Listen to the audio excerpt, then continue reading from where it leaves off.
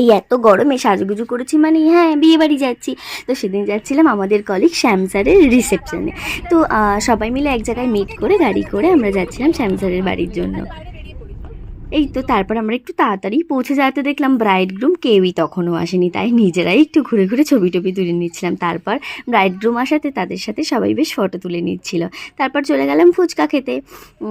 তারপর আরেকটু ঘুরে আমরা চলে গিয়েছিলাম রাতের খাওয়ার জন্য। এই যে সবাই বসে পড়েছে এখানে রাতের খাবার খেতে।